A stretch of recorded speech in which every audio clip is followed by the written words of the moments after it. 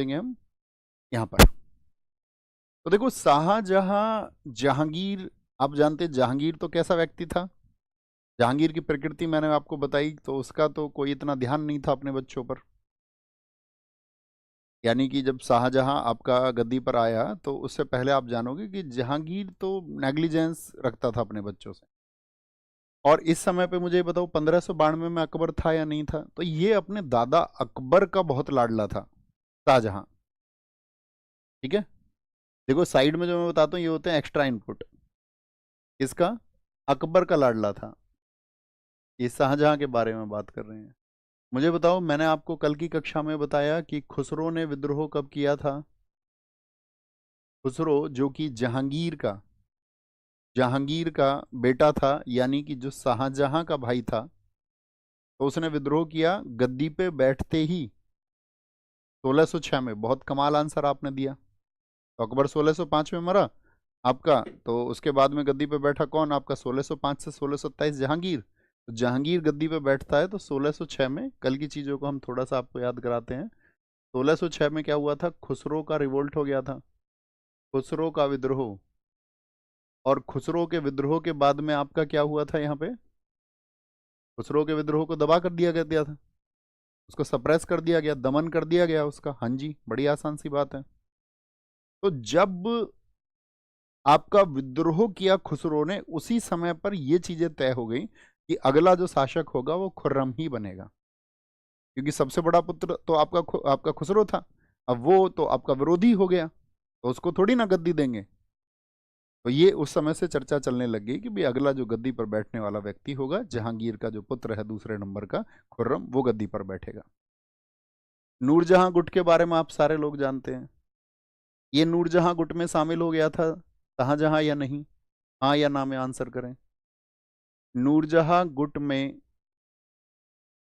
शाहजहां यानी खुर्रम शामिल हुआ था या नहीं, आप कहेंगे हाँ जी, शाहजहां शामिल हो गया था, क्योंकि उसको पता था नूरजहां को मेरा विरोधी जो होगा कल को शहरयार को गद्दी पर बिठाने में सबसे बड़ी दिक्कत जो करेगा वो शाहजहां ही करेगा, तो इसको अपने गुट में ले लेते हैं।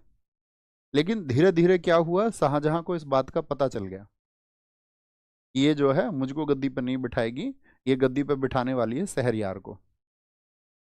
अब शहरयार का जब गद्दी पे बैठने का प्लान उसको पता चलता है, तो ये क्या होता है कि इससे गुट से हटने लगता है।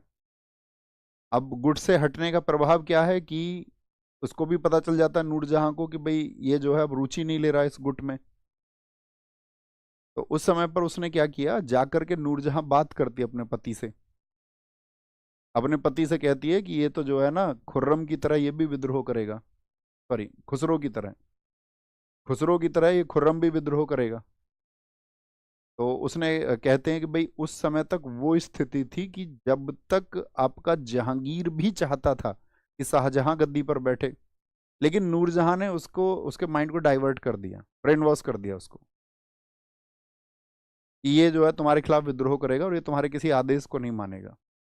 तो उसने कहा ठीक है हम इसको आदेश देते हैं एक, अभी आदेश दे के देखते हैं। तो उसने बोला कि कांधार पे क्या होता था उस समय पे, पर्शिया अटैक कर रहा था। कांधार, कांधार जो क्षेत्र है उस पर बार बार आपका पर्शियन अटैक होते रहते थे, फारस से अटैक होते रहते थे। तो जहांगीर के समय भी एक अटैक हुआ 1622 में। तो जहांगीर ने कहा कि भाई तुम सुनो शाहजहां, अब खुर्रम नहीं बोलेंगे हम इसको, अब शाहजहां बोलेंगे, ठीक है। उसने कहा शाहजहां तुम जाओ कांधार, और जो पर्सिया से अटैक हुआ उसको आपको दबाना है। अब समझ गया शाहजहां कि नूरजहां चाल चल रही है। उसने कहा कि यार दिल्ली अगर मैं छोड़ के गया और मैं कांधार क्षेत्र में अगर चला गया, सिंध क्षेत्र की तरफ, तो फिर तो ये तो दिल्ली को टेक ओवर कर लेगी और वापस आने भी नहीं देगी। तो उसने क्या किया, 1623 में विद्रोह कर दिया, यानी कि जाने से इनकार कर दिया। अब तो जो कह के आई थी नूरजहां जहांगीर से कि तुम्हारी बात को नहीं मानेगा, अब तो उसको भी पक्का हो गया कि यार ये तो ठीक कह रही थी नूरजहां, इतनी चालाक थी नूरजहां। लेकिन वो जा क्यों नहीं रहा था, उसको पता था ये नूरजहां टेक ओवर कर लेगी, तो उसने 1623 में विद्रोह किया। याद रख लेना, शाहजहां ने, ये छोटे की पॉइंट्स होते हैं, साइड में ऐसा ही लिखा करो जैसा मैं लिखता हूं, सिर्फ इतना। कांधार आक्रमण 1622 हुआ था, शाहजहां ने 1623 में विद्रोह किया। विद्रोह, रिवोल्ट कर दिया इसने। शाहजहां रिवोल्टेड इन 1623। अब जब इसने विद्रोह कर दिया तो ये विद्रोह इसका दबा दिया गया, विद्रोह इसका सफल नहीं हुआ। अब विद्रोह इसका सफल नहीं होता तो ये पूरे कहते हैं कि पूरे देश में भागा भागा फिरता है शाहजहां उस समय पर। तो मैं आपसे पूछना चाहूंगा कि 1626 में जहांगीर के खिलाफ एक विद्रोह और हमने आपको बताया था, उसका नाम लिख दीजिए जरा। 1626 में किसने विद्रोह किया था? तो आप कहेंगे भैया उस समय पे एक योग्य सेनापति होता था जहांगीर का, उसका नाम था महावत खान। महावत खान को बड़ी तरस आता था कि यार ये क्या नूरजहां के चक्कर में जहांगीर अपने आप को बर्बाद कर रहा है, समझ ही नहीं रहा इसकी चालों को।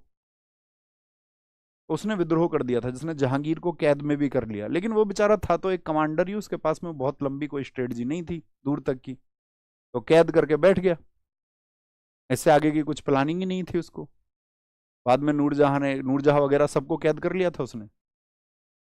बाद में नूरजहां ने उससे ये कहा कि आपका जो जहांगीर हैं कैद में, तो उनको अपनी सेना का निरीक्षण करने दो। और सेना का निरीक्षण करने के साथ में उसने महाबत खान से ये भी कह दिया था कि भाई तुम अपनी सेना को जो है वो थोड़ा दूर रखना, 10 किलोमीटर दूर। इतने में ही घेराबंदी की और महाबत खान पर वापस अटैक कर दिया। अब महाबत खान पर जब अटैक हुआ तो महाबत खान किससे जाकर के मिल गया था? शाहजहां से। तो 1626 तक तो इसका विद्रोह का कोई फायदा हुआ ही नहीं, इसका विद्रोह दबाया जाता रहा। 1626 में इसको हेल्प मिली महाबत खान से। एक इसके पक्ष में कौन आया, अभी हम लिखवाएंगे भी इन चीजों को। और एक दूसरा इसका ससुर कौन है शाहजहां का? तो शुरुआती दिनों में तो वो अपनी बहन के साथ में था नूरजहां के।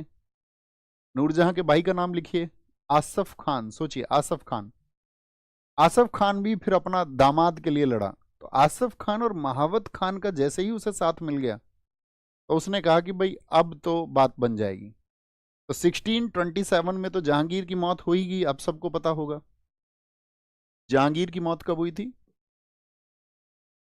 जहांगीर की मौत ये हुई 1627 में। 1627 में। इस समय पर जब जहांगीर की मौत हुई तो शाहजहां दक्षिण में था। शाहजहां इस टाइम पे कहाँ था? शाहजहां साउथ में था। साउथ में था।